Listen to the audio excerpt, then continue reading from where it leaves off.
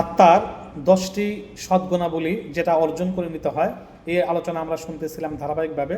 5 নম্বর যে গুণ, শকর বা কৃতজ্ঞতা, এটা অর্জন করে নিতে হয়। শকর এবং কৃতজ্ঞতা অর্জন করে নিতে হয়। সুখে দুঃখে সর্ব অবস্থা আল্লাহ পাকের শুকরিয়া আদায় করা। এমত অবস্থায় শুকুর কিভাবে আমরা আদায় করব?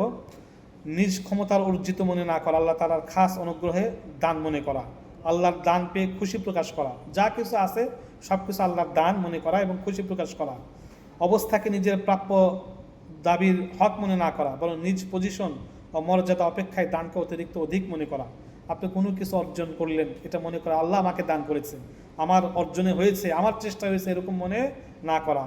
আল্লাহ পাকের দান পেয়ে মনে ও মুখে কালিমাত শুকর আলহামদুলিল্লাহ বেশি বেশি পাঠ করা। নিয়ামতকে আল্লাহ পাকের হুকুমের বিরুদ্ধে কাজ মানে খরচ না করা, আল্লাহ নিয়ামতে কোনো বিরুদ্ধে কোনো কিছু খরচ না করা। যাই হোক, এই কৃতজ্ঞতা এবং শুকরের গুণাবলী অর্জন করা, যে কোনো কিছুতে আল্লাহ পাকের শুকরিয়া জ্ঞাপন করা। আত্মার 6 নম্বর গুণ, ইখলাস বা খালেস নিয়ত।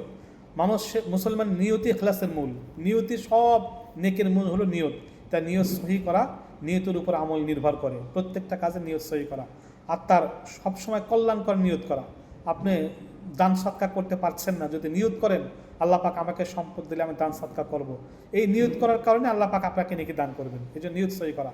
আত্মার 7ম ভালো গুণ হলো তাওয়াক্কুল বা আল্লাহর উপর নির্ভর করা। সর্ব অবস্থায় আল্লাহর উপর নির্ভর করা, কোনো মানুষের প্রতি নির্ভরশীল না হওয়া বা না করা। আত্মার 8 নম্বর ভালো গুণ মহাব্বত, আল্লাহ এবং আল্লাহ রসুলের মহাব্বত অন্তরে পয়দা করা, সবসময় মহাব্বত রাখা। মানে আত্মার ভালো 9 নম্বর গুণ হলো তাকদীরের প্রতি সন্তুষ্ট, যা কিছু আল্লাহ পাকের হুকুম হয়। 10 নম্বর গুণ হলো মৃত্যু চিন্তা, সবসময় মৃত্যু চিন্তা মানে করা, এটা সবসময় খেয়াল রাখা। এই 10টি গুণ অর্জন করে নিতে হবে। আমিন।